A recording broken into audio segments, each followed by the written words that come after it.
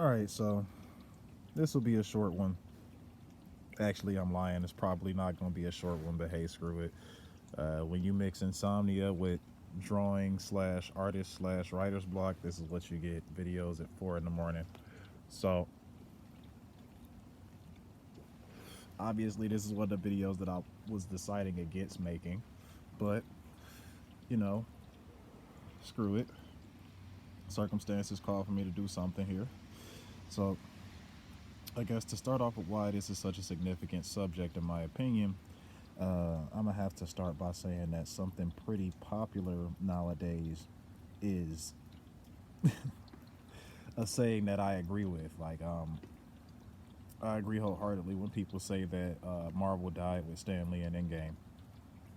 And I won't even get into the specifics of how intellectually insulting their new shit is. Nobody has time for that. Um, just know that after New Warriors and Children of the Atom, I'm pretty much done with giving companies my money if they don't even care what they're writing, that their writing is bad. Like, I mean, you can pander to an audience that won't buy your product all you want. I'm just done wasting my time trying to tell a literal company why numbers matter. Like freaking Gail Simone, Mark Wade, pretty much every damn movie writer or director in this cult medium decides that the fans are the problem for not liking what they put out. And the arrogance has just bled over in the anime dubs. I'm pretty sure you guys know what happened with Funimation. I mean, just hearing their name should be enough. And speaking of which, I decided that I would just go back to manga and anime instead of dealing with fucking Western comics, because who's taking their reader seriously over here? Nobody. They're all trying to bash you over the head with a message that you don't want to read. And if you don't want to read it, then they get online and they call you out your name. It's not a business anymore. It's just, I don't know what you call that, but it's not a business anymore. Um, but anyway, that being said, um, the reason that I went back to manga and anime is because they at least fucking put aesthetic before agenda. Like they still have deep stories, and they sometimes do have, depending on what you watch, that sometimes they will stick an agenda in there, but yeah, that's neither here nor there.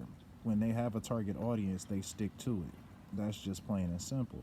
And unlike here in the West, they don't insult their fans when shit doesn't go their way.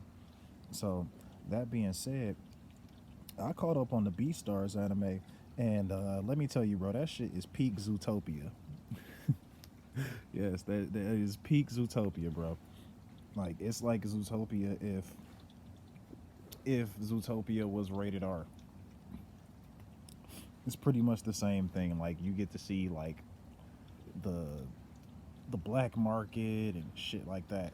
But anyway, after enjoying an anime in its entirety, because I watched the full first season, what do you do after that? Like, of course, the answer is gonna be to watch your favorite scenes over again on YouTube, right? So I did just that. I was I went right on there and I started checking my algorithm for Beastars shit after I had looked up so much of it. I learned some things, and then I went and watched my favorite fight scenes from it, or my favorite scenes from it in general. Now I'm a subs guy. The arrogance in the American voice acting community kind of doesn't give me a chance or a choice to be anything else, especially after what happened in Miss Kobayashi's Dragon Maid, and especially Dragon Ball Super, to name a small few. Um, these people cannot be trusted to just say the fucking lines without resorting to shenanigans. What kind of shenanigans? Well, Quetzalcoatl talking about the patriarchy in the dub when she literally can't even understand human culture enough for that word to even be in her vocabulary in the original version. Okay? Like that's not just a small change. That's a huge change in the character's personality, a full 360. Um we got We got Vegeta back in the back during the quote unquote original run of Dragon Ball with the Funimation dub. I'll say that. Um, when he sat there and said, "Here it comes, a little going away present for you," and then cackled instead of saying "Big Bang Attack." Like, it took me until Budokai came out to even know that move had a name, because I grew up on the dubs on TV. So yeah, you'll not rob me of the true story anymore, dub voices. Like, I'm done, and I stick by that mindset. But curiosity was actually a thing today. I'm gonna tell you guys now. My favorite scene is Legosi versus Lewis. And after a few times marveling at the camera angles and the intensity of this fight, I see the dub version in the algorithm. And I'm like, well, how bad could it be? Right? Well, I can't depend on you anymore. If you choose to live that life, to make it to the top, that's your choice. But just know, Haru will be mine. sorry for it being blurry, but yeah, like, so when you see that, compared to, if you've seen the sub version first, and then you go and you see that, you like, oh no, this sounds all wrong. This sounds wrong because Legoshi is a character that's fighting against his own carnal instincts, as Lewis implied before that fight happened. And the reason this line gives fans chills in the sub version was because he sounded like he had a caged beast inside of him.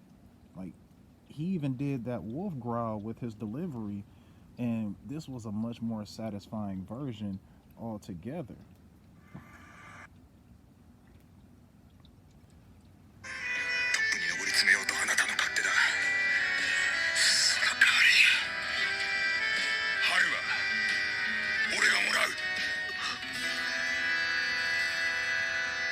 Like, he sounded like he just barked at my dude. Like, let me play that again. Hopefully we can get some clarity on here. See if we can play this again.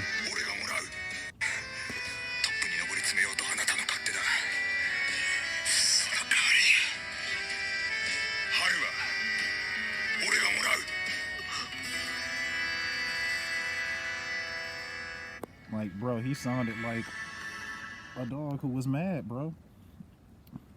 You know what I mean? And stuff like that goes a really long way. And attention to detail like that goes a really long way. So, of course, people took to the comments to say just that, because it's YouTube. They always take to the comments to tell it like it is. If you good, then you good. If you suck, then you suck. And they're gonna tell you why you suck a lot of the time. Like, there'll rarely be those people that are just like, this sucks. Like, they'll tell you why it sucks. Like, this sucks because it didn't do this. And pretty much for the same reasons that I was thinking of.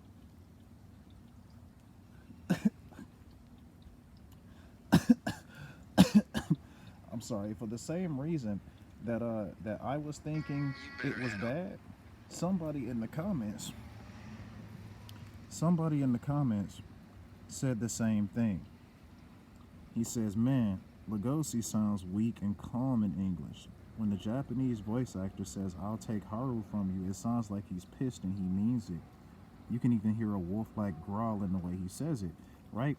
So what happens next is Jonah Scott, the voice actor, like, let me show you, because I'm gonna click on his Jonah Scott. Okay, this is him. If it's not, then you fooled me. Good job. But this is Jonah Scott. And instead of doing what people do online all the time when their projects fail, when people don't like their version, when they get constructive criticism, right? What happens? They end up talking shit, but what did he do? He did like the people at Paramount in the Sonic movie. He said, I'll try harder next season. And what happened? Like, oh shit, people are immediately like, man, like, and you know, of course, it's gonna be some people like just because it's actually him, they're just pole jocking. But the point is, like, I even told him, you know, I appreciate that you're gonna try harder in so many words.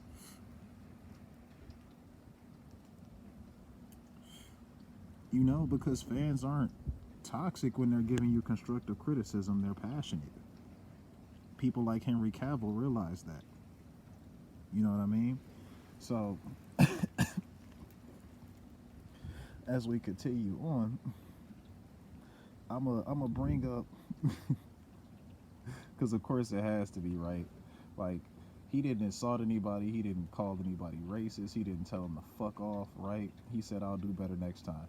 And when was the last time you heard anybody, any dub voice actor, accept criticism without being a dick? Because I saw this and I immediately thought of Schemmel, who basically told everybody to shut the fuck up and let him do what he feels like doing, and doing fucking regardless of the fan reception, you know. Regardless that fans felt like that didn't make sense, and he still had time to change it before the dub was released, or maybe he didn't. I don't know, but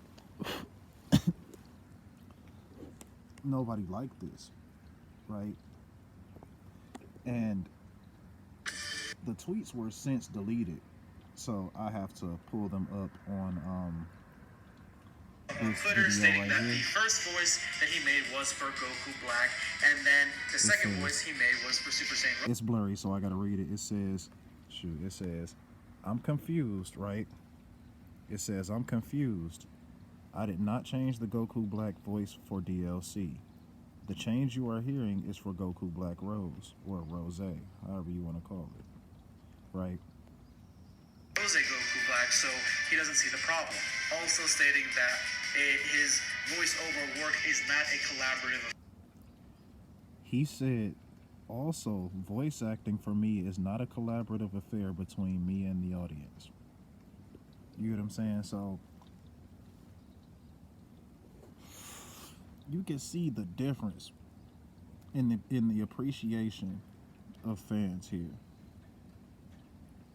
You definitely can, because you got one person whose head is too big because he feels like he's Goku. You know, he feels like he owns the role. And then you got somebody out here who's just out to please fans. And yeah, his Legosi did sound like, you know, he sounded weak. And maybe that was the voice he was going for when he heard that he was a timid wolf that acts weak, right? But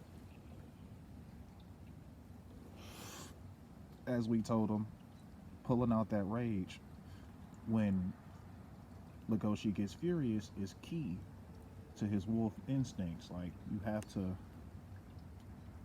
gotta throw aggression, you gotta throw that wolf aggression in there. Whatever you do to find that inner wolf and throw it out, that's what you gotta do. But I feel like Legosi's voice actor had more right to tell us he doesn't give a damn than Goku's, because at the end of the day, you know, it's a weak voice maybe, but it's still his own interpretation of a voice. It's not literally defying the canonical logic of what a Super Saiyan even is. Like, if you wanted to make Goku Black British, you could have easily just given Zamasu a British accent, and that probably would have fit him, by the way. But no, apparently a Super Saiyan transformation makes a Supreme Kai Saiyan speak British. But like, see, I'm not surprised though, because Sean feels like he owns Goku so much so that he's gotten into it with fucking Peter Kalamis over who the real Goku is. Like, he can't have multiple voice actors. Oh my god. Like, but yeah, more than just most of the time, it's subs for me, man. Like, we just gonna go back to these subs because um, too many people like this in the industry, like, mess up the dubs. But you know what though? This right here reminds me of the Sonic movie. You know what I'm saying? This shit right here Head on back to the drama club for reminds now. me of the companies. Damn it. The mayor. And it's funny too because Louis! Lewis's voice actually sounds pretty nice. Haru's been kidnapped by a gang called... But yeah, bro, this right here, shit, it's not coming out now. It's not coming up. I'm sorry, y'all, but it says he'll try harder. So seeing shit like that, it means something.